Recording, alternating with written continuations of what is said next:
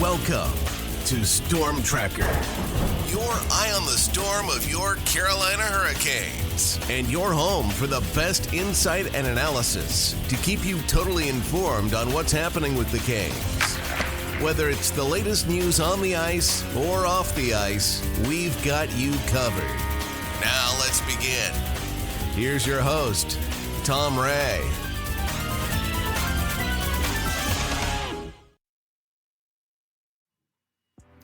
Well, Carolina Hurricanes have taken a commanding 3-1 lead versus the Washington Capitals in their Eastern Conference semifinal series. The Canes have done it mostly by committee, but Frederick Anderson, Andrei Svechnikov, and Jaccob Slavin have all stood out for the Canes. Canes have never lost a series that they've led 3-1. Will this be another to add to the list? Joining me to talk about the series to date and what to expect in the coming games, Storm Tracker insiders Aaron Manning and Katie Bartlett. Ladies. Hello there. Hey. Okay, so last night was fantastic. The Canes went 5-2. Again, the committee coming through. You see it right up and down the lineup. Different players making a difference. I think they said 10 players were in on the scoring one way or another last night or something like that. Clearly the Canes are starting to drink the Kool-Aid. And when you hear the interviews after the game, they are definitely talking like a team on a mission, for sure. So, what are we thinking? What have we seen so far in this series, and what do we feel? Aaron, you want to kick it off? Sure. I think what's really impressed me so far about this series is that the Canes just keep defying everyone's expectations, and they're doing it in a way that is so clinical, if you want to use that word, that the national commentators have pretty much labeled the series boring. It's boring to watch a team this good do what they do at the level that they do it at and kind of smother the competition. I know Canes fans disagree with that assessment. It's never boring to watch your team win. But I kind of understand what they mean, because even when the game last night started getting close, I never felt like they were going to lose that game. And there's just that sense you get when everything is firing on all cylinders, like you've said before, Tom, that you just know that they're in it. You know, they're focused, they're driven, they have people that are, maybe waiting in the wings to step up that haven't stepped up yet. We saw that last night. And I think that that's kind of been the hallmark of the whole series. Only the one game so far that they lost, that was the only game where it just felt like it was close all along, but they never quite felt like they connected with what they wanted to do. And you have to expect that when we're in their arena and they're getting their matchups. But even there, it's not been a blowout victory at any time for the Caps, even in that one game that they won. So this is different from what we've experienced in the second round in the past. It's really exciting to see, and I can't wait to see how far they can go. Well, Rod commented on the statements that the games were boring by some of the broadcasters. He said they're just lazy. They don't want to do the extra work to find out exactly what's going on behind the scenes here, and that the Canes are in fact playing the way that Rod likes them to play. So very, very true. Now, Katie, we're seeing it with the eyeball test. What are you seeing with some of the analytics? The analytics are definitely matching up with that. If you look at the Hockey Viz charts for 5-on-5, we're used to seeing the Canes produce a lot of shots, but this is a lot of shots they're producing. And it's not just from the perimeter. There are shots from everywhere that are scattered all over the offensive zone. They're in close, they're mid-range, they're from distance. If the Canes have a lane to the net or think they have a lane to the net, they're going for it. And it's easy to complain that so many of them miss or get blocked or whatever. And I definitely am one that participates that under certain circumstances. Don't be shooting the puck into the defender's ankles. Make a move, create a lane, then shoot the puck, even if it's from distance. And we have seen some of those pucks be very successful in going in. We saw Slavin's overtime winner in game one, and that was definitely a shot from distance. But when you have traffic and you have someone as skilled as Slavin who can get the puck on net, good things happen. So that has definitely been good, but it's not just in the O-zone where the analytics are really liking the Canes and the Canes system. Right next to the Canes chart, if you put the Washington Capitals chart up, there are a couple of small pockets of red where the Capitals are getting a fair number of shots from, but they are very small, and everything else is ice cold blue. And it just means that as hot as the Canes are in the offensive zone, they are turning the temperature down on the Capitals in the defensive zone. Yeah. They are preventing zone entries. They are getting sticks on puck. They are keeping them to the perimeter. If there is a shot on goal and a rebound, they're collecting the rebound and clearing it out, not preventing second and third chances. Their system is just dialed up to 10 right now in that zone. And these charts and these stats absolutely show that the Canes are dominating play so far in this series. Yeah, and you know, if you look at the NHL edge numbers as well, zone time, Canes are leading the Caps 46.7 to 39.5 on the offensive zone. They're also leading the Caps 34.7% to 43% in the defensive zone. So clearly a significant variance here, and it speaks to exactly what you're saying, Katie, that the Canes are just doing it the right way. They've reduced the time in their own zone, which has been historically the way they play, certainly in the last few years, and increasing the time in the O-zone.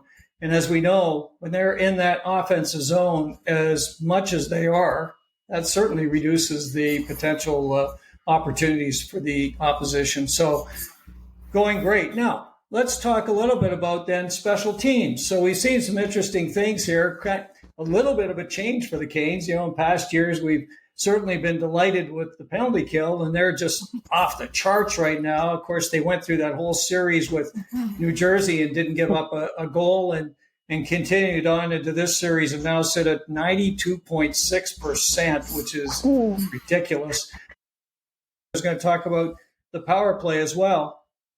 They're sitting at 30% and continuing to do a fantastic job in the power play. So if you take a look at kind of what's behind the scenes in this, what do you see, Katie? What are you seeing in terms of the charts? Well, if you put those same shot charts up, if you look at the power play chart for Washington, remember, for offense generated, you want to be a plus number. And if you are a negative number, then it means you are not generating offense. And the Washington power play is at a negative 40.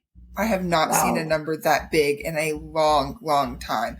It just means that the Canes penalty kill is shutting them down, just not letting them have any chances. And the best example of that, of all the penalty kills, was last night, that double minor on Martinook. Yes. They have one of their best penalty killers in the box for 4 minutes. Yes. And the Caps did not get a single shot on goal. They missed a couple of times, but not a single shot on goal. And we had 3 shots on goal in that time. It was just zone entry denial after zone entry denial. And when they tried to dump the puck in, we were the first to the puck and got it out and sent it down the ice. It was just quintessential, distilled to perfection penalty kill from the Canes. And that is so much the bread and butter of the Capitals. If the Capitals aren't scoring power play goals, their offense just is ineffective. And it's been such a key for the Canes. So that has been going really well. What's a little bit more of a mixed bag is if you look at the Canes power play, they're in the negative as well. Now, it's not negative 40%, it's negative 4. So we'll definitely take that over the negative 40. But it shows that despite the fact that they have converted the most of the teams still left, they have room for improvement.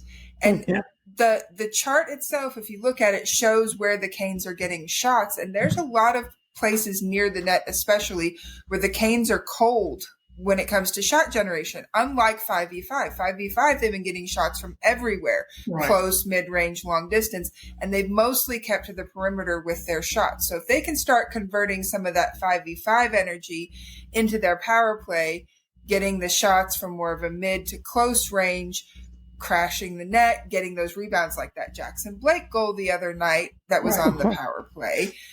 That's when I think they could really start knocking on the door of special teams and converting even more of their chances, which would absolutely turn them into an unstoppable force if they have their power play on fire as well.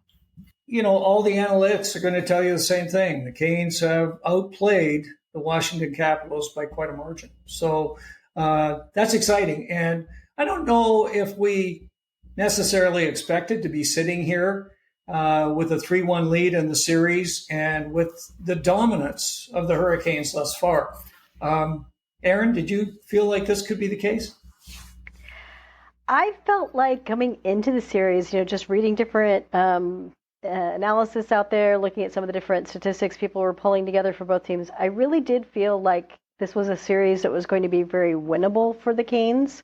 Yes. The things that had me thinking that it would be a really tough fight, or it might be 6 or 7 games, or it might be, just each game a fiercely fought contest, is that in the past we've seen certain things rise up and be problems. 5-on-5 scoring, power play, and goaltending has been in the past at sometimes an issue. None of those things are hurting the Canes right now. They're really helping the Canes right now.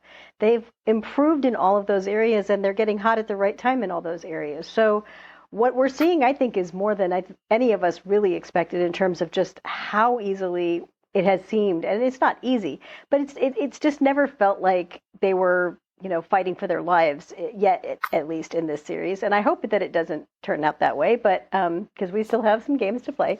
But I think we're all very hopeful that they're going to carry that same energy into Game 5, and that we're going to see the same kind of game where they really take control early and hold on. So we'll see. Well, and there's certainly, all the discussions yesterday after the game, all the players were pretty consistent in what they were saying about being ready for this game. They know it's going to be tough, but they're going to be ready. And they want to come out and they want to put the final nail in the coffin, so to speak. Let's see how that goes. But, you mentioned goaltending, and I think we need to spend a few minutes on Freddie. Fred's numbers are gaudy. They're just unbelievable. I mean, let's be honest. He's got a 1.41 goals against average and a 935 save percentage. And he's made numerous saves. And, he makes a lot of saves that might be tougher than they are. He makes them look easy. I mean, that's when you know that he's really on his game. But what are we seeing with Fred? What do we feel? Katie, your thoughts on Freddie? Well, he's just, to start off with, has been so steady. It never seems like he's phased at all when the other team is getting some chances or some zone time or getting some shots through. He's just square. He's focused. He's calm when he's making the saves, and he has been particularly good about controlling second opportunities. He's either been absorbing pucks and causing a stoppage in play, or he's been directing them to non-dangerous areas where the Capitals have not been able to get an extra chance on goal. So that particularly has been fantastic. And what's also impressive, because it's one of the challenges of being a goaltender in the Canes system, is the Canes have dominated puck possession, as you talked about before. The majority of the play has been taking place in the neutral zone or in the Canes offensive zone. And so for Freddie to be so mentally dialed in at all times that even when it goes from a big lull of many minutes where he sees no action, then all of a sudden they're coming in on a 2-on-1, or there's an extended opportunity for the Caps in the O-zone, Freddie's ready.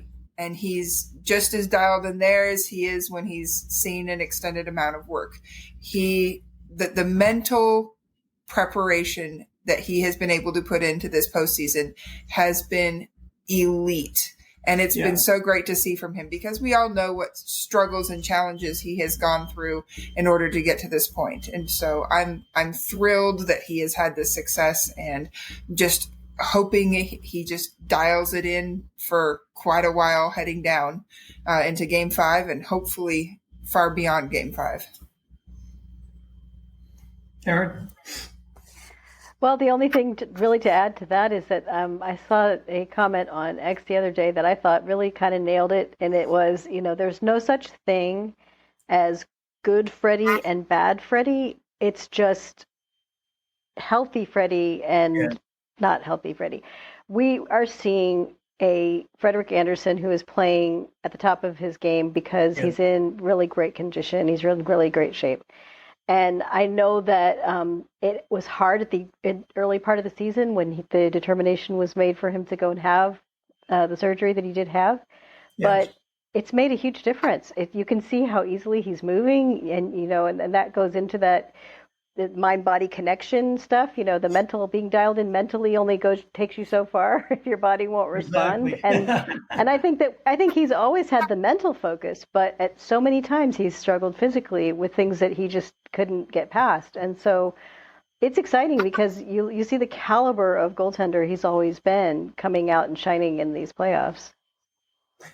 Well, the interesting thing, you take a look at the NHL Edge numbers, and there was a lot of discussion early in the series about Logan Thompson versus Freddie Anderson. Mm-hmm. And in the first few games, very close for sure. But as the series has gone along, Freddie has started to kind of separate himself quite significantly from Logan Thompson. And the only area that Thompson is besting Freddie right now is in mid-range save percentage. Everything else, Fred's got him beat. So this is something, we talked about before. We talked about a lot. If your goaltender is winning the goaltending battle, man, it's easy, right? A couple of other things, too. The players have been so complimentary about Fred. Of course, they would be because he's making big saves at the right time. He just got that new deal, an extension. He seems like he's a very happy camper right now. He loves it in Raleigh. He loves this team. He loves the fact that they can compete at this level. And as you said, Aaron, and I think rightfully so, he missed a period of time. Okay, so he's rested now. He didn't play a long season. He hasn't had a grueling year. And he shared games with Piotr at the end of the season. So he's well rested, and he's in a just a great state of mind. So I think, as you said too, Fred's always been a great goaltender. His numbers in the playoffs are fantastic. They always have been. And the only question is, is he going to be, stay away from injuries and be able to play as he can play. And I think we're seeing it right now. So it's quite a story. Some folks are even touting him for top player in the playoffs right now. So it's kind of interesting. So one of the guys that makes a lot of difference, of course, to Freddie's world is Jaccob Slavin. Jaccob Slavin, recently they put out this analysis of the top defensive player in the NHL this past year, and at the top of the list was Jaccob, and that's great to see that. We also saw that in the Four Nations tournament, of course, he was lights out. He's a heck of a player. Katie, what are you seeing with Jaccob Slavin? Oh, like you said, just a dominant defensive player who is leading the charge of that minus 40 that the Capitals are suffering, during the penalty kill or the other struggles 5-on-5. He is their spearhead when it comes to that. And he's just the one that exemplifies all of those mantras that the Canes put into practice when it comes to their D zone. It's a broken record again. The zone entry denials, the stick work, the getting in lanes, the body positioning, the keeping players to the perimeter, winning the battles in the corner. And every single one of those sound bites that we're used to hearing from Rod Brindamore, Jaccob Slavin is the one that has distilled that down to perfection in his play. And it's been wonderful to see him dominate. But aside from that, he's gotten to show a little offensive sparkle as well. And that has been really good to see, because while he might not have the prettiest shot because his stick work is so skillful and his positioning and his understanding of lanes is so strong. A lot of times his vision will help him do things that other players can't do, even though they are more skilled. Whether it, again, that overtime winner where he's the one that's able to get the puck through traffic and find that lane, or that absolute highlight reel goal where he knocks the puck out of midair, jukes around Nason like he's a pylon just sitting there. And we know Nason's a good player. He was on our team for years, and goes around him and then just absolutely pinpoint snipes it through that little hole. I mean, that beautiful is goal. Just because of his vision. It was, it's not his typical play, but because of his vision and his stick work, he was able to make that happen. And so he's just been a leader in every sense of the word, and don't see that changing at all. As long as the Canes are in the playoffs, he's going to be right there at the head of the line. Absolutely. And I think that there's no bigger proof of just how much attention he's garnished as what I'm seeing out there from whole groups of people, some pundits among them, who've suddenly discovered just how low his contract that begins in next year is going to be. They're asking, how on earth did the Canes sign Jaccob Slavin for this amount of money? It's just crazy, because there are a lot of defensemen in the league who can't do half of what he does, who are being paid a great deal more. And, when you think about it, it has been, I think, for a while, the age of the offensive defenseman. Everybody wants those guys that, the Bouchards and the Quinn Hughes, and they want the guys that can move the puck and score, or move the puck and get a lot of assists. I think that's why Lane Hudson, Montreal, is another one of that pattern. But you forget that the role of a defenseman, at least some of that role, needs to be to do the kinds of things that Jaccob Slavin is doing, and to do it at his level and to be really elite at that. It takes a lot more than just being able to score. So yeah, his scoring on top of it is the cherry on top of the ice cream sundae. It's just incredible to see this all coming out in the playoffs. Yeah, and he played 24 minutes last night, so he was. Rod said, I played him extra in the third period. I wanted to make sure that, we had our guy out there, and he's phenomenal. And again, I think, Jordan Martin, talking about, on one of the interviews, talking about Jaccob, was saying, they said, is he a shutdown defenseman? And he's getting some offense, as if it's a big surprise. And Martin just said, he's just a great defenseman. You don't separate the two. He's just one of the best in the league. So I'm glad you guys are finally seeing it, so to speak. In any case, great to see Jaccob. And I think he's been helping Burns as well, as he always does. Those two guys are twin towers back there. And through the penalty kill and the regular shift against the top lines on the other teams, these two guys are just, you're comfortable when they're on the ice. You just know that things are in good shape, and it takes a lot for a team to score when Jaccob Slavin is on the ice. That's for darn sure. And one thing he says, and they talk a lot about, is that the forwards help them a lot, and that helps them with their game, particularly in getting the puck out of the zone and getting out of trouble again. And I think they've really got it down to a science. But he's been amazing. So one other player I thought we'd touch on the players that have really stood out, and this guy has been a great surprise, and we've been waiting for this guy to really do it, and he's getting a lot of attention right now. Of course, that's Andrei Svechnikov. 7 goals. He's only trailing Mikko Rantanen, who's been incredible. But Svech has 7 goals now. He's been playing great. Aaron, what are you seeing with Svech? Well, I mean, I'm not going to pat myself on the back here, but somebody tagged me on X the other day with a comment that I made that I'd forgotten about. Back when Svech went out with injury, I said, there were a lot of people at that time, I don't know if you remember, that went saying, oh, well, it doesn't really matter. He hasn't been that good. We should be thinking about trading him in the offseason anyway. There were a lot of people that were just ready to give up on Svechnikov because, oh gosh, we've been waiting all this time to see this. And apparently I had said something to the effect that when he returned from injury, he was going to take the league by storm, especially in the playoffs. And so it's kind of nice for me to see that coming through because I did sincerely believe it. I have always believed that he's a playoff performer. I think that he's only been held back by the unfortunate situation last season where he was returning from injury. Yeah. And, you know, you're going to still be playing a little bit tentative. People realize that now that with an ACL injury of that magnitude, that whole year was a difficult year for him. It wasn't just you come back in and, oh, good, you're good again, you can play. Well, it takes a lot to get your feet back under you and to be able to play the way that you're used to. So this season we're seeing it, especially in these playoffs. He's kind of shed that last bit of hesitancy and he's ready to go and he loves being able to play this way. And one of the things that's been impressive is that even though he has taken a little bit of penalty time now, he's not been in the box that much this playoffs. He's been disciplined and he's not been losing his temper and retaliating and taking those bad penalties that will get him in trouble. So that's a maturity issue too. And so a mature, strong, power forward Svech is what we've all been waiting to see for a long time.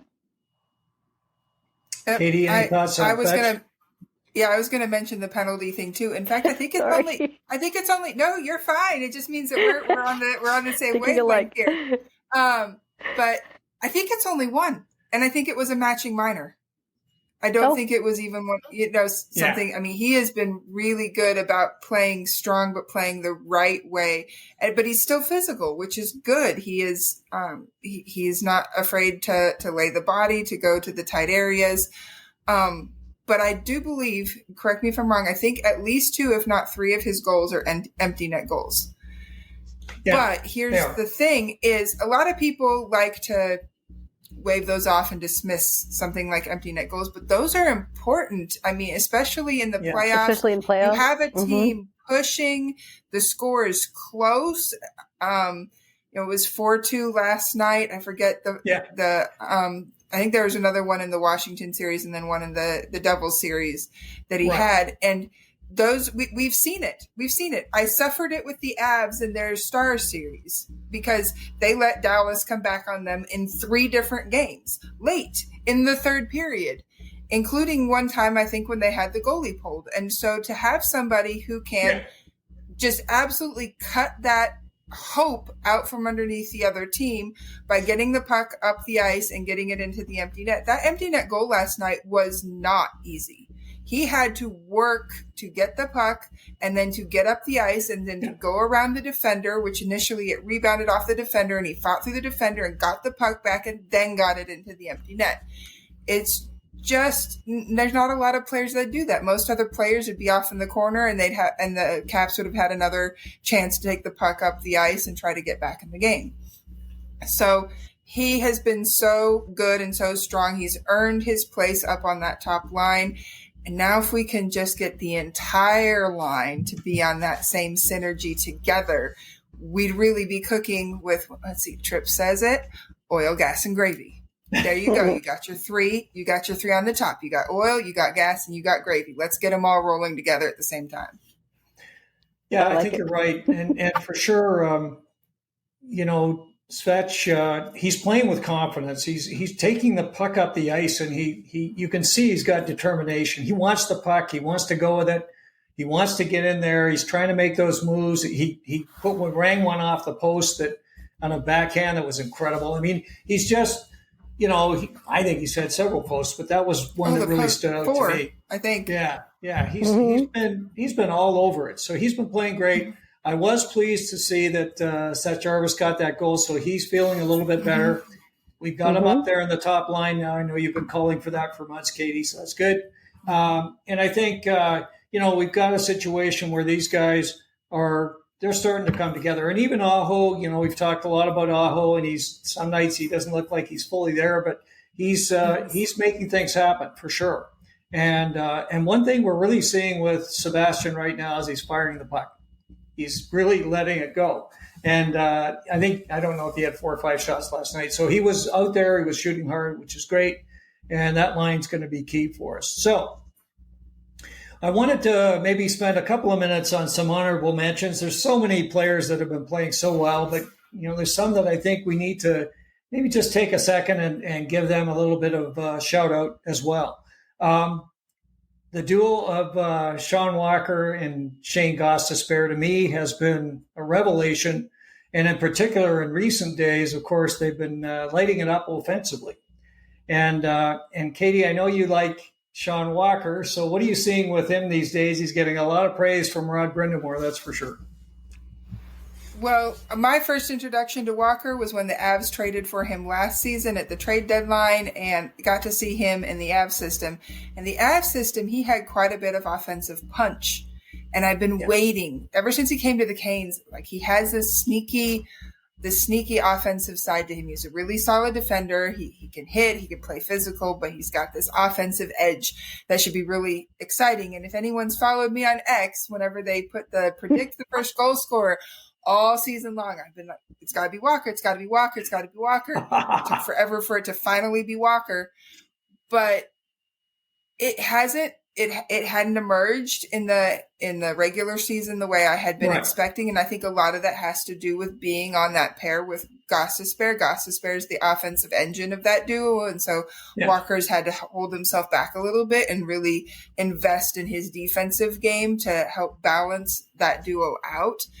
But he's starting to show a little bit more of that offensive flair. He got that goal yesterday, which was just beautiful, the way that he drove into the zone and then let Roslovic drive the net and just hitched towards the center of the ice just a touch to get the defender and the goalie out of position before he wired that puck into the net. And that's what I have been waiting for since I saw him play with the Avs, and it's what I've been expecting from him on the Canes. And there it was. It was fantastic.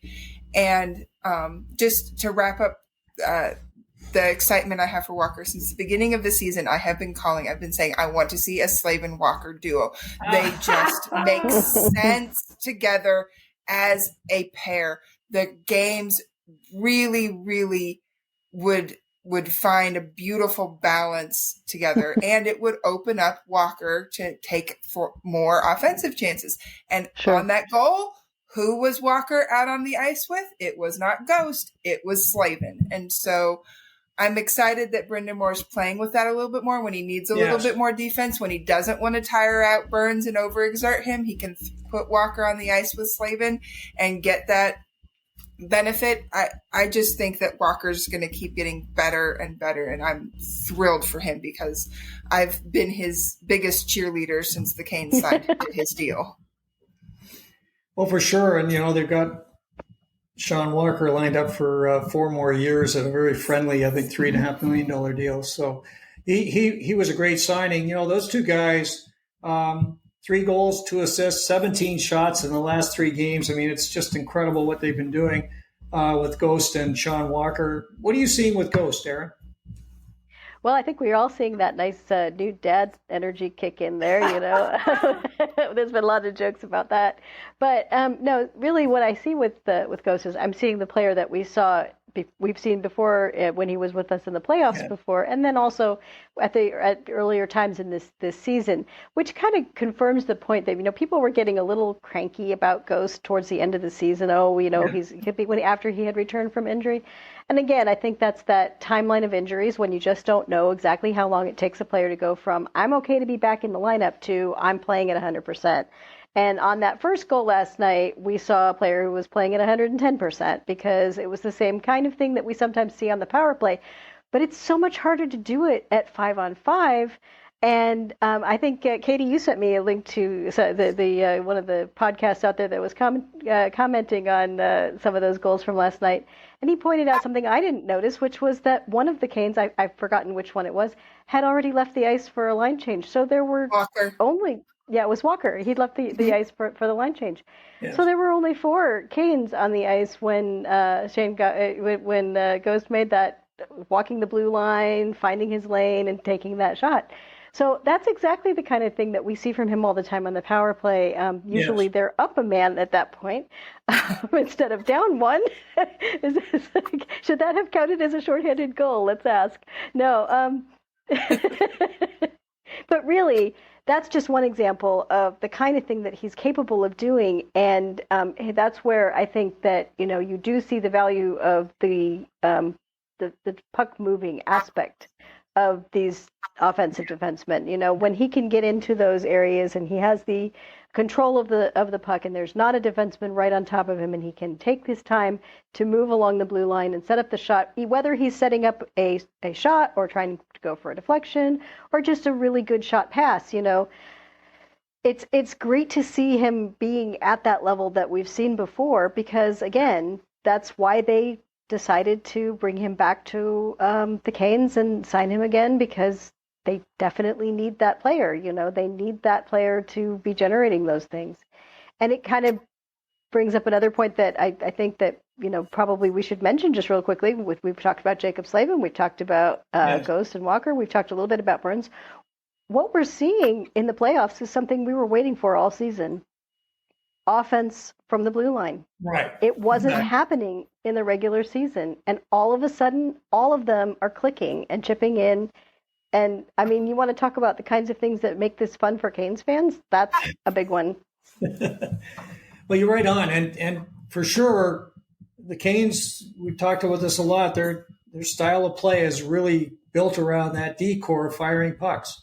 And, they haven't had as much success as we would have liked during the regular season, but they're enjoying it now. And just back on Walker for a minute, Rod Brindamore was saying, he's had tons of chances this year. Like, it's not like he's not out there making it happen. It's just that he had some bad luck and some great saves. And we've watched that. We've seen him many times go in and get great chances.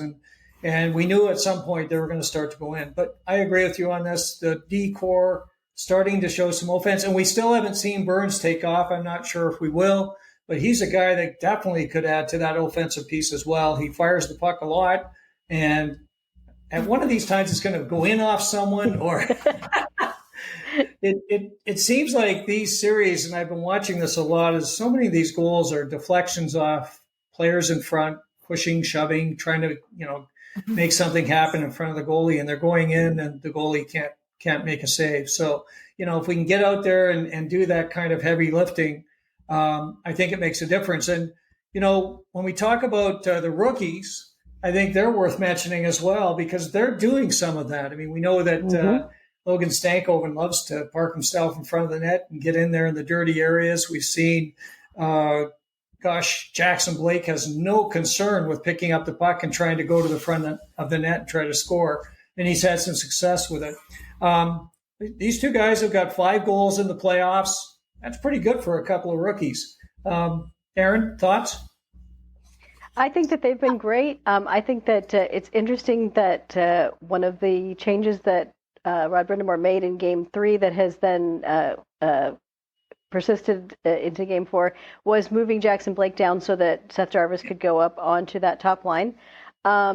I don't think that there was a concern about Blake's play, but I do think that he was starting to be a little bit less effective in some areas of the game. And when you talk about penalties, I think he's right up near the top or at the top in terms of penalty minutes on the team. For that's kind of, you expect that from rookies a little bit. They're going to get caught out a little bit more often, they're not going to get. I know this sounds funny, but we know that the refs like to swallow their whistles in the playoffs, right? I think that rookies don't get the benefit of the doubt as often as veteran players do. I've seen Blake called for some things that were completely ignored when somebody that's got a little more experience does the exact same thing. So that's kind of goes with the territory. So whether it's that or whether it was just the need to put Jarvis up on the top line, he can be effective on any line, so that's not a concern. Katie? Yep, I agree. In fact, I like Blake down on that fourth line because I think it gives him a little bit more elbow room. Let's just put it that way, to do what he does best. And he's still got some players down there that can work well with him. Most recently, Robinson and KK. But like Aaron said, he can play with anybody. He can play any type of style, and he's willing to do that and get in and muck around. And speaking of mucking around in our rookies, I just love Stankoven. As Tim Donnelly called him, Mr. Game One, since he has scored goals in both of our game ones, and only so far in our game ones of our different series. But he has just been a dog on a bone, and the chemistry he has with Taylor Hall has been phenomenal. The way they found each other, whether it's on the power play or 5-on-5, they just seem to understand where the other one's going to be, which is impressive because Hall is a veteran who's been around for a while, right. And Stankoven this is only his second playoffs. So, he's relatively new to the scene, but they seem to understand each other, and that kid is just, he is fearless. It does not matter where the puck is and who's between him and the puck. If it's available, he is going to go after it, and I don't bet against him to be the one to come out with it. So I just think he's going to get better as he gets more and more time, because comparatively speaking, he's still new to the Canes system, and it takes a while to get used to the way that the Carolina Hurricanes play hockey. And so there's still probably a bit of a learning curve for him to absorb before he's truly completely entrenched as a Carolina Hurricane. So I'm thrilled with his production and his fit and his attitude, and can't wait to see what else he's got in the tank. Yeah, sometimes I think we forget that, he's only been with the team a very short time. Mm-hmm. And just because of the way he plays and how he handles himself out there, he's so much like a Hurricane. You just think he's been here forever. But great player. Key plays he's made. Obviously, that goal in the first game was huge, and made a great play on a goal to Robinson in game 2. He's making it happen out there for sure. And it's tough slugging. He gets knocked around a lot. We watch it. He goes down, he gets crushed, and he gets back up, and up he goes again. So I think, again, both of these young guys really, they're contributing. They're making something happen out there. It's been tougher for Jackson Blake for sure. He's still getting the opportunities. There's no doubt about that. He's getting lots of opportunities. He's getting in on net. He's making great plays. He made a great setup to Kokaniemi. Mm-hmm. I thought that could have gone in last night. It was a great move by him. Again, just fearless, getting that puck and heading to where the action is. And he's going to get some goals. He's going to get some breaks here. And great to have these two guys out there. It's a lot of fun as well. An interesting story as they made some of the changes that they've made. And again, Rod Brindamore making some smart moves. And he brought in Jack Roslovic. And Roslovic has done a real solid job. We look at the game the other night, not last night's game, but he was 9 of 10 in the faceoff dot. Right shot faceoff guy. This is key. Came up with a nice assist last night on the Hall goal. What are we thinking about his contribution so far? Katie? I've been impressed with Roslovic because I would have been the first of the line that said everybody's healthy. The guy that behind Jost that I want sitting is Roslovic because I worry about him being a defensive liability. And those concerns have not gone away. It was his failure to clear that led to the first Caps goal last night. So those concerns still exist, but they're offset very strongly with what he's been able to produce between Hall and Stankoven, because Hall and Stankoven are very offensively minded guys without giving up a lot on the defensive side of the puck. And they need somebody who will help them drive. They need a center that will have that same kind of process and mentality. And perhaps that was where there was a disconnect having KK on that line, is that KK is more of a defense first type of center. And so it was a bit imbalanced to have that particular trio out there, but putting Roslovic in between them creates more balance, creates more engine, creates more puck possession in the other end.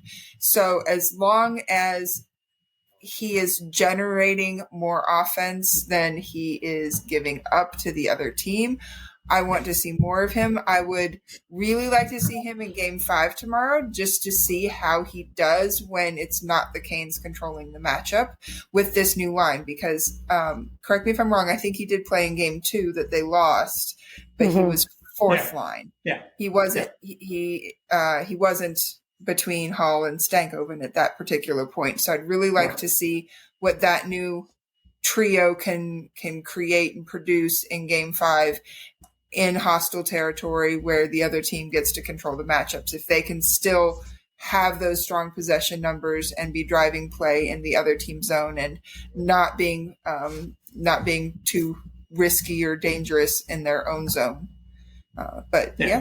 Roslovic's earned himself the spot over Jankowski at this point. Yeah. Well, it's a nice luxury to have because I thought Jankowski was very effective in his work, and particularly on the PK. He did a lot of heavy lifting on the penalty kill, and so again, great to have this depth. And I know Brind'Amour has talked a lot about the fact that he doesn't remember having a complete lineup like this to work with in the playoff situation, and still do, even though some folks are banged up, and we'll talk about that a little bit later. Final person we'll talk about, I think, is a heart and soul guy. He jumped in front of a shot to block it, got injured the other night, came back last night and played another, lunch pail type game, and that's Jordan Martinook. Now, I know, Katie, you had some thoughts on Jordan. What were you thinking about with Jordan Martinook? I love the joy that he seems to be playing with. This is his time of year. This is passion. This is hard work type of hockey. It's in the details, and it's doing everything you can to help your team win, even if it's not the showy, flashy scoreboard type highlights that he gave us in the New Jersey Devils series. He shift in and shift out. You never doubt that Martinook is going to give you anything less than 100%. He is there no matter what. And sometimes you see it in the shot box, but a lot of other times it's just in the work along the walls or the little chip passes to his line mates, whatever it might be. He is out there driving play and setting the tone, and a lot of times creating the momentum so that when there is a line change, the other lines can come in and take advantage of that momentum and create results in the process. So he is just such an underrated part of this team in spirit and in practice. And I'm so glad that he is here, because I think he keeps them on the straight and narrow. I think he keeps the other players on the straight and narrow. No one gets too high, no one gets too low, and it's thanks to Martinook. I would agree with that, and I would say that it's funny, but it seems like every year in the playoffs, this is the time of year when the commentators and pundits out there remember that Martinook was actually put on waivers at one point, yes. And they like to point that out. I think, to me, it's just another example of the kind of leadership that he brings to the team, because he that was not a decision that the team made lightly. It was not something where they were really willing to risk losing him. They did it very strategically, knowing that other teams that might be interested would be in the same cap situation that they were trying to alleviate as well. But at the same time, there's always a risk when you put someone on waivers that someone is going to take that gamble. So the fact that he was willing to do that because he was trying to, make sure that the team had the room they needed for the greater good going forward, that's the kind of leadership you can't really put a price tag on, because the young guys see somebody who's willing to go all the way to whatever the team needs and just, deliver. And that's, when you talk about what makes the difference between success in the playoffs and failure in the playoffs, it's 100% effort. It's 100% execution. It's doing the things you don't feel like doing in the moment. And, that's in the third period when, you've been battling all game and you just don't want to take that extra effort to get the puck out or to do whatever it is you have to do. And, I think that we've seen that a little bit from some of the players on the other team, but you'll never see that from Jordan Martinook, and you will see that resonate, like Katie said, through the lineup, because if he's going to do it, then who isn't going to do it? If Jordan Martinook is willing to be 100%, then anybody who's sitting there at, 97% is going to feel like they better do a little bit better. Yeah. And that big shot block the other night, Freddie was incredibly complimentary to him and said, it was just incredible. Like, that's fantastic stuff. And, how many times do we see Jordan Martinook diving to get pucks out of the zone on a penalty kill or something? He just puts everything into it. And he's a great guy in the room. They love him. He's and folks wondered, why did we re-sign him in the offseason? We had so many other players that we could sign, and why do we bring back Martinook? I think that whole question has been answered very clearly. He's playing great hockey. Now, a lot of folks playing very, very well. Some folks we think could do a little bit better. Aaron, what do you got in your mind? Well, since you probably want me to start with KK, I'll start with KK. The funny thing is that we can talk about Kotkaniemi needing to produce more, perhaps offensively. But he's played very well defensively. He's definitely played very physical game. Yeah. There's not been, he hasn't been making the kinds of mistakes that, he would have made in the past in the playoffs. So, there's nothing really there that you can point to and say he's not doing a decent job. I think I'd like to see him score, because I know he can score in the playoffs. I think that's been the biggest frustration this season, is seeing him not really scoring as much as I believe he can. But you never know why a player might be struggling in that area. And so you just say, well, okay, I'd like to see that. One thing, though, that I think should put this into context is that, right now he does not have a goal yet in the playoffs. No. He has 3 assists, yes. And they've played 9 games. That could be improved on. But you also have to look across to the other side of the ice. Because right now, Capitals fans are extremely angry at Pierre-Luc Dubois. Okay. Because Pierre-Luc Dubois also has 0 goals and 3 assists in 9 playoff games. And he's making a lot more money. And he is also an unquestioned bona fide 2C. You can't look at Dubois' regular season stats and say that there's any doubt there. He had 66 points this season. Yeah, so I feel like for KK, it's like, we hold him to a higher standard because we know he's capable of more. But I don't necessarily think that when you look at center performance in these particular playoffs, and especially in this series, he's doing what he needs to do for the most part. Yeah. Okay. Katie, anybody else that we'd like to see maybe contribute a little bit more? Well, if you're talking points, there's only one forward that hasn't notched a point yet that's played multiple games, and that's Carrier. We can debate all night long whether or not something you expect out of him. I don't think that offense is his calling card. His calling card is a hard checking game, lots of hits, really wear the opponent down. And in that case, I think he has been particularly successful. I would like to see more of a net front presence from him. Going back to what Aaron was talking about with KK has made his presence known as a net front. He has really been working to provide screens, including on Ghost's goal last night. Part of the reason Ghost was able to score that goal was because of KK's net front.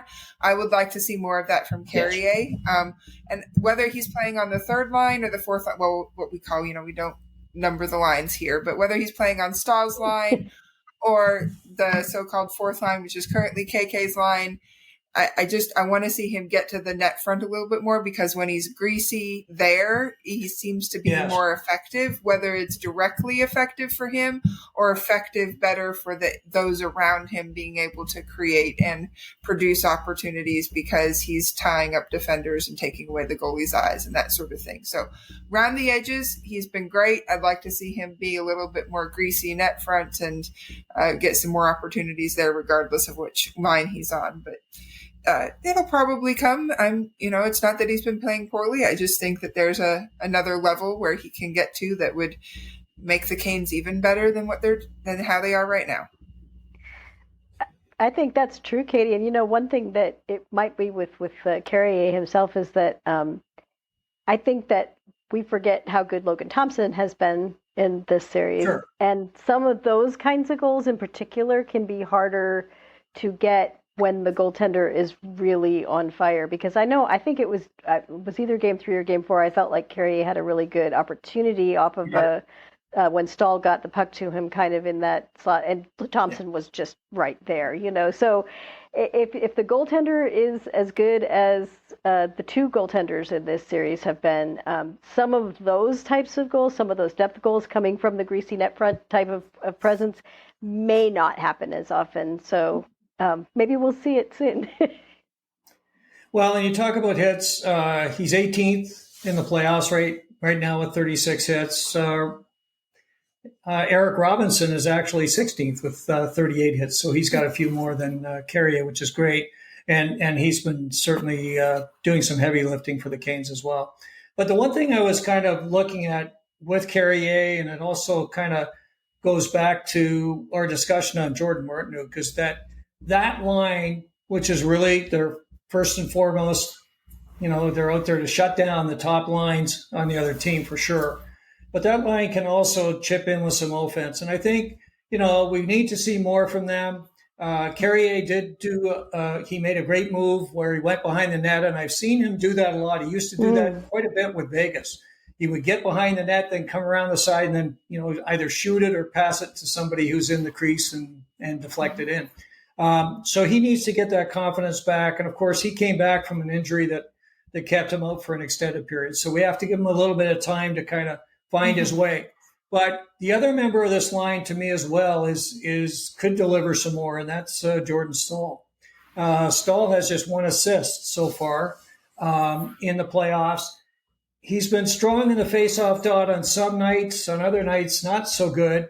I'm looking for more from Jordan. Aaron, thoughts on Jordan? I think that Jordan Stahl's contribution to the playoffs in particular is so much focused on defense that we kind of, when we look at offensive stats, we're not always going to see them leaping to the front. But I would say that, in the past, Jordan Stahl has probably managed to impact offense a little bit more. And it depends on, I think that was kind of the point of having Seth Jarvis on that line. It just, for whatever reason, wasn't really working well, at least in this series. So I don't think that you can necessarily do that in the playoffs where you just import a scorer down to Stahl's line and it works, because then you're losing something from the defensive side sometimes. So I'm happy with the configuration of the line. I think that they should start chipping in. Yes. Martinook has certainly been chipping in. So there's that. I think that sometimes for Stahl too, though, it's just getting that floodgate open. And yes, his assist so far in the playoffs was on Svech's empty netter, and that's fine. But maybe just a couple of those shifts where he overlaps with one of those lines could get him going, because we've seen that before too. And once, I think Stahl, for me, it seems like all of his scoring always seems to happen in bunches. And in a really short sample size, you're not going to necessarily see that as much. But I would love to see it. If that empty net assist kind of got him, maybe thinking I should be doing a little bit more here, then that would be great for the team. Because his line, we know, they grind the opposition into dust. They hold on to the puck. They have the best puck possession stats usually on the team. I haven't looked, but generally speaking, they're right up there at the top or near the top with puck possession. So we want them to be able to produce at least a little bit, just because of all the zone time they're getting. So hopefully that'll happen. Yeah, I agree. And I think, we saw him at some point this season where he was smoking hot. He had 4 or 5 goals in a short period of time. Again, it's a long season for Jordan, we know, and of course he's aging as well. And I think it's going to be critical to find ways to, give him some off periods as well, in terms of, on ice time and just some of the tougher situations. And I like that when they had Mark Jankowski in, because he could do some of that PK work as well. And I think that's something that with Burns and with Stahl, they're going to have to manage very closely. And we need Jordan Stahl, of course, to be on top of his game, because he's critical against these top lines for sure. And if by some measure the Canes end up playing a team like Toronto, as an example, a guy like Stahl up against Matthews and Marner and the rest of them would be huge. So I thought we'd have a little fun. We we looked at the X factors heading into the series, and I thought, let's see how we're doing. Now, Katie, you talked about special teams and the head coach battle. How do you think we're doing with that? Well, we already touched on special teams, so obviously we're great considering that we're first of the current teams left in the postseason in both power play and penalty kills. So well done, boys. Awesome. That has definitely been up there fantastic. For sure. Yeah. The coaching has just been on another level. Like, we've always known that Rod is a really good coach, but it seems like this playoffs, he and his staff have hit another level in the decisions that they're making, the matchups they're creating, the tweaks to the lineup that they've had to make, both as far as who's playing as well as how the lines and pairings are configured. Moving Svech up to the top line and then moving Jarvis up to the top line and getting Roslovic between Hall and Stankoven and where they're playing Carrier. And of course, my favorite one that I mentioned earlier is the time that Walker has gotten to play with Slavin. I just have been over the moon with that duo and how that has worked out and produced for the Canes. It just seems like that Brendan Moore and his staff have their hand on the pulse of the Canes and of the game and of what they need to do in order to maximize the opportunity for success. And I just want them to keep riding this as far as they can, because it has been wonderful with how it's worked out so far. Yeah, fantastic job by Rod for sure. Now, Aaron, you talked about discipline and physicality. I think that they're doing extremely well in both of those areas too. The penalty kill has been extremely good, but they have not had to work as much as they did in the regular season. There have been some lengthy calls. We had some 4-minute, minors for high sticking and that kind of thing. But a lot of players that we would normally see, with that little revolving door going in and out of the penalty box are keeping, their discipline, keeping focused, not committing the stick infractions, not committing the retaliatory penalties, which is, of course, the one thing you don't want to do, being goaded into, taking a swipe at someone or whatever the case might be. And I mean, they're playing the Capitals. You don't necessarily expect them to take a lot of retaliatory penalties against the Devils, but the Capitals are one of those teams that can kind of play that game where they get you off your game and get you angry and make you do these things. And so they've been tremendously mature. And then this goes all the way down to, some of the youngest players in the lineup. The physicality has also been extremely good. I think that last night's game was the first of the 4 games that we've played against the Capitals where the Capitals actually did, in fact, out-hit the Canes by 2 hits. By 2 hits. So matching the Capitals hit for hit all the way through and even exceeding them in most of these games, nobody would have expected that because everyone has this idea that the Canes are just soft. And what we're finding out is that they're not soft, they're strategic. They didn't do this in the regular season because you shouldn't have to do this in order to win in the regular season. You shouldn't have to target guys and go after guys and, be throwing hits randomly. And they're still not doing that. They're just hitting very strategically when they need to get the puck back, and that's it. Nobody's got a target on their back in this series, at least not on the Capitals side. And they don't have to. It doesn't have to be this very personal, dirty kind of game. It can be, you can be physical, you can elevate the hits, you can elevate, and not just the hits too, because we look at that as the number that we use as our proxy for how physical a series is. But how many times is it just a question of finishing a good check, making sure that you're taking that extra effort to get the puck cleared or that extra effort to get the puck off the wall? That's physicality too. And I think that the Canes are underrated in those areas because we don't have stats for measuring that. Well, you look at the hits numbers, they are 5th right now in the playoffs with 319. So they're doing exactly what you said, Aaron. And a couple of things that come to mind. Look, Brent Burns, the other night, he just pummeled Alex Ovechkin. How many times did we see him? He just crushed him, right? And you're just sitting there cheering. You're going, this is great. Because, again, Ovechkin has been a thorn in the side of the Canes, and he tried to get very physical last night as well. And the other guy that, of course, has been trying to take the Canes off their game is Tom Wilson. And the Canes have just sat there and looked at him and smiled and said, do whatever you want to do. We've got to move on and win this game. So I agree with you. I think they've definitely been disciplined. I think they've been playing a solid physical game. Dmitry Orlov, numerous big hits. You mentioned, of course, Will Carrier. Some of these guys we brought into the lineup, adding a lot of toughness, adding a lot of, additional capability to lay the body on and do it. And you talked about Jesperi Kotkaniemi and the good work he's doing as well on the physical side. So, that's been going great. And I talked about goaltending and healthy Freddie, and I think I'll put a thumbs up on that one for now. So that's all good stuff. Yeah, for sure. So the odds right now to win the Eastern Conference are very strongly in favor of the Canes, as you would imagine. As I mentioned at the start of the podcast, the Canes have not lost when they've been up 3-1. In fact, 8 times they've won the series when they've been up 3-1 in the series, and they're going to go for a 9th. And it's generally accepted that the Canes will win this series, and it's also accepted by the odds makers right now that the Canes will actually win the Eastern Conference.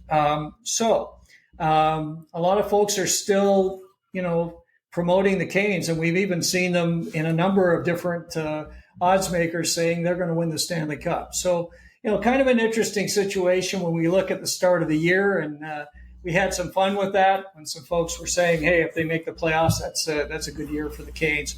And I want to give a shout out to Eric Tulsky, as I usually do in these situations, because this Canes team reflects him and his staff and the great work they've done this year. He handpicked these folks. When the Rantanen deal went down, he wanted Logan Stankoven. He wanted to pick up Taylor Hall, and now he signs Hall to a 3-year deal. He wanted to keep Freddie, and he signs Freddie on a team-friendly deal for next year. You just go on and on with these things. And, of course, the ultimate is Jaccob Slavin and the deal that he was able to put together with Jaccob. So lots of excitement as we go forward. Okay, they've got to win the next game or one of the next 3 games to win the series. What are we looking for? What do we expect? How do we feel about the situation now, where it's going to go? Why don't you kick it off, Erin? Well, I think that Spencer Carberry is a really good coach, and I've never wanted to underrate him at all in this series. I think he has done a very good job with his players. I think he continues to do a very good job with his players. They're going to be back on home ice. They're going to be more motivated to try to get this win. It's not going to be the easiest game in the world Thursday. Barring anything really unforeseen, though, I think that this game is the Canes' game to take. I do think that they're going to have that same mindset that they did when they were playing Game 5 against New Jersey. Now, granted, that game they were already at home, and the motivation was that they didn't want to go back to New Jersey. But the problem, I think a lot of teams sometimes get into that mindset of, oh, well, it doesn't matter if we lose this one, we'll go finish it at home. You never want to do that when you're at Game 5. You never want to do that. And the Canes specifically are not going to want to do that. They're going to be looking to close this out, because the games that they want to win down the road in Raleigh are more important than bringing this series back to Raleigh. So they're ready to close it out. They're ready. They certainly, the way they were talking in the interviews, I know you touched on that, Tom, already, they're very focused on the task at hand.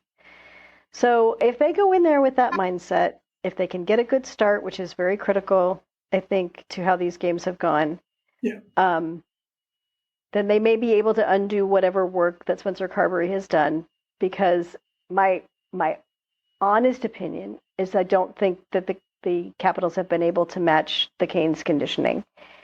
There's been a lot of commentary about how, various players have looked like they're completely gassed, completely out of breath on the bench. And by the end of the first period, not by the end of the third.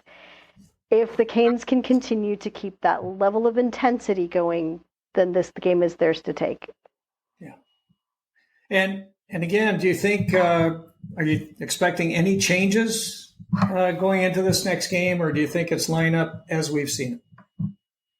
I personally think they're going to stick with the same lineup. I think it's hard to change a winning lineup, and you don't have a losing lineup. So, but even beyond that, we have seen Rod tweak a winning lineup before, and certainly barring injury, we always have to say that because we don't know for sure the status of every player. It could be that somebody might have to sit out. Sure. But if no one is injured, I think they will at least go into Game 5 with the same lineup, because the thing with the concerns about Jankowski versus Roslovic, and I've heard those concerns. Yeah. Roslovic has, in these last 2 games at home, Game 3, he played just about a minute and change less than Kotkaniemi. Yeah. Game 4, he played, I think, 4 seconds more. Yeah. They're playing equal deployment, even though the lines are numbered however they're numbered. So Rod has that opportunity. If for some reason Roslovic becomes a defensive liability in Game 5, he can easily swap those 2 centers again. He can easily move Roslovic to someone's wing if he wants to. There are so many opportunities to reconfigure the lineup without having to bring Jankowski in. And I think you want to save Jankowski and keep him ready to go for whatever the next series is, because that's when it could get very critical, depending on which of the Florida Panthers or the Toronto Maple Leafs emerges victorious, because that's going to be a big question. So for me, I think they stay the same. What do you think, Katie? Yeah, I don't see any reason to change. Don't mess with a good thing. And like I said earlier, I think Rod will want to see how Roslovic responds in a situation with this new line, and in the other team's barn, where they probably are going to be targeted against the other team's top line on certain occasions, at the face-off dot, and how Rod can get the line changes on the fly to counteract those matchups. But I think this is a good opportunity for Rod to see what he's got with this line on the road and potentials for it down the road. But other than that, unless someone's injured, the D is going to stay the same. The other lines are going to stay the same. Freddie's going to stay in net. It's great. I mean, we all want to get to Game 5. That's just how excited I am. Because we want the Canes to close this out. We're excited for them. They played so well. But I think we're all willing to be patient to give them this extra day of rest, because it's good all around, from Freddie on up to the guys that we know are nursing things, like Chatfield and Martinook. We know are a little banged up, to other guys who I'm sure are banged up. We just don't know about their bumps and bruises. But so this extra day will be good for them. A couple more nights in their own bed before they head back up to Washington. It'll be great. And like you said, Aaron, I think if the Canes can get through definitely the first 10 minutes, if not the first period, even or with the lead, I think that they are going to just wear the Capitals down, and they are going to be able to take this game, because the Capitals just cannot keep up with the speed and the stamina that the Canes have developed throughout the entire season. And it's just part of who they are, just follows in Rod Brindamore's footsteps.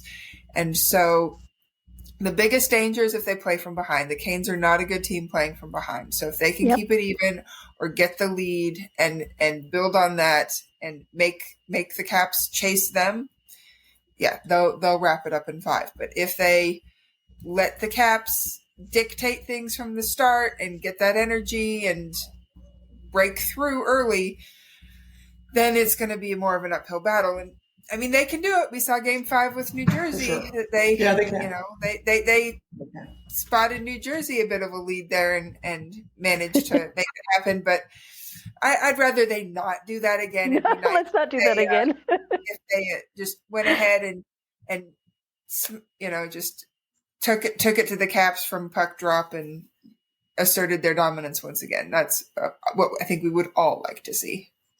Yeah, and to quote Mr. Brindamore, they need to start on time. They need to come out and right from the get-go, take the crowd out of the game and take control. And, Freddie's going to be incredible. He's going to be that strong, steady guy back in the net that we know we can count on. And that makes a big difference. Every time he's out there now, you have a chance to win. So, yeah, it's going to be exciting. There's some interesting things going on. Of course, the Jankowski discussion is a raging one and should be. He played very, very well when he was in there. Now, Rosie, as RBA would call him, he's getting a lot of positive response as well. They like what he's doing. He's making a difference. He was huge in that goal last night by Taylor Hall. So that's a great situation to be in. And another one, which we're having some fun with, is that Alexander Nikishin was in warm-up last night, and that caught a lot of folks off guard. We know that Chatfield is hurting right now. In fact, he struggled a bit last night, so we'll have to see how that plays out. But Rod did say that he fully expects that we're going to see Mr. Nikishin at some point in the playoffs. So that, I think, was a very strong positive statement for those of us who've been waiting to see Alexander. And I would not in any way, shape, or form be concerned if he jumps into the lineup as well, based on the fact he's been around for a while now. So I think he's starting to feel a little bit more comfortable as well. And in fact, I saw him in a conversation with Andrei Svechnikov and Canes owner Tom Dundon the other day, and he had a big smile on his face. So I think that's a good sign. It's going to be fun to watch this as the Canes continue on their run. For those of you who've been watching or listening, obviously the three of us are delighted you've been here and spending time with us. If you like this episode, please press the like button. If you have comments for Aaron, Katie, or myself, or just some things to say about the Canes, we'd love to hear from you for sure in the comments section down below. And if you want to be alerted of future episodes of Storm Tracker and have a chance to follow the Canes as they go through this playoff run, please press the subscribe button and, of course, the bell, and you'll be alerted of future episodes. As always, we thank you so much for spending time with us and look forward to getting together with you real soon right here on Storm Tracker.